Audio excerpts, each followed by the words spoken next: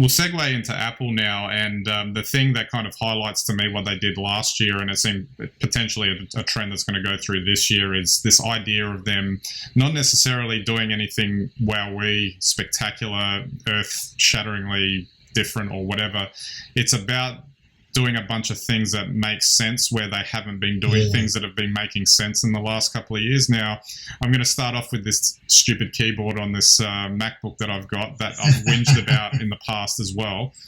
They've now released that 16-inch MacBook Pro that's got the better keyboard, and it's universally accepted as being a really good keyboard. The rumor is that they'll introduce that same keyboard throughout the lineup as during the course of this year. And I've never thought I would be in a position where I would seriously consider swapping out an existing device for a newer one because I was dissatisfied with what I've got. Particularly after you hammering it to me that you got to get on Apple, and then it's the first time that it's actually ever happened that I'm actually Steve seriously Jobs is considering screaming this. in heaven. But it kind of makes sense that they're quietly listening because they're starting to reintroduce these things back into the fold. And it's interesting that it applies to a lot of their lineup as well. So, for instance, the iPhone 11, the 11 and the Pro in particular, it's a little bit thicker. And then all of a sudden, it's got this spectacular camera system that everyone seems to love. And then that, for whatever reason, that model of iPhone has become super successful compared to what some of the other models have been recently, which is interesting because it seemed on the surface when they introduced it that there wasn't anything necessarily that spectacular about it that justified the purchase. But I see them everywhere now, which is interesting. And they're doing that sort of thing with the iPads as well.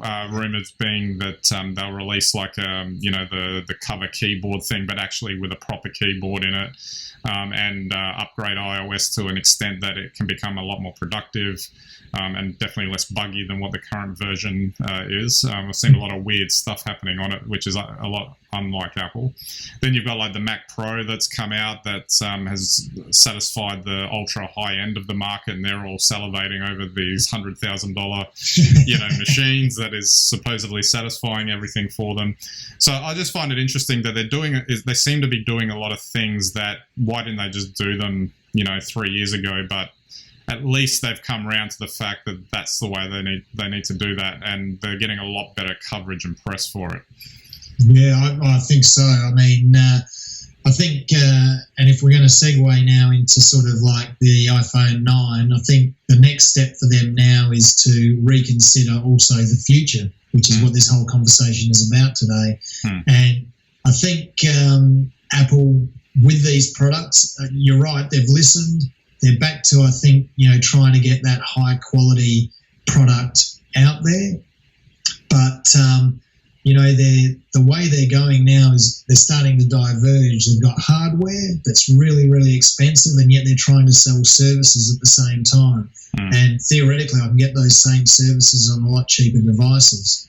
So I think the question is now is where they put entry-level machines in again, because even the iPad, even a basic iPad now is not cheap compared to the other competitors on the market. It's interesting you say that because I think they're finally getting around to it. So in the past, their strategy's been to sell older versions of the iPhones and iPads or whatever at a cheaper price, and that becomes the entry-level model. But thanks to, say, the original iPhone SE, what would be potentially the iPhone 9/SE2 that's coming out in March, if they reduce that and make that a semi-affordable phone that makes sense for people, but it's got all the updated internals, even if some of the hardware is a bit on the older side of things. They're saying the rumors are they'd put it out with a new chipset. Yeah, so if the latest. If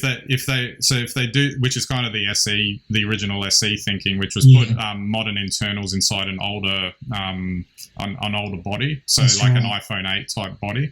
So that if they could like sell truckloads of those, and it won't matter to them because they've got such an investment in services now that it doesn't matter. Their key thing is just get them on and then we'll get them, kind of thing, which is, makes sense because they're thinking about an ecosystem per se. And the interesting thing with the iPad is that even though they're expensive, the entry level iPad, which I think is around $500, actually does have those decent internals that will last for many years. So yes, they've given people an option to enter that part of the market as well. So again, it's back in that the ethos of them doing things that seem to make sense, as opposed to you're going to take our design because we think it's fabulous, which seems to be how they have approached things in the last couple of years. But they didn't have Steve Jobs there with that extra level of taste that would actually know what would work or not.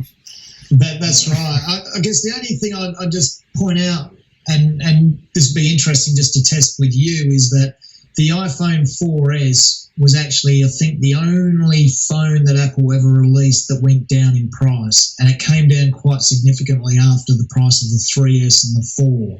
And that's what actually opened up the phone market for Apple. So, and then it escalated again once the 5 and 5S came out. So, it's not beyond Apple to give a really good deal to get people in, because they know that they must hold them then for the next 10 years. So instead of, I think their approach now is that instead of having like that sort of that one phone and then dropping the price, what they're doing is they're offering a range of options. Yeah. And the iPhone 11, not the Pro version, just the regular 11, sits at the that sweet spot in the middle that typically was the top level phone in the past, and that's actually overall cheaper than what you would get at the equivalent time.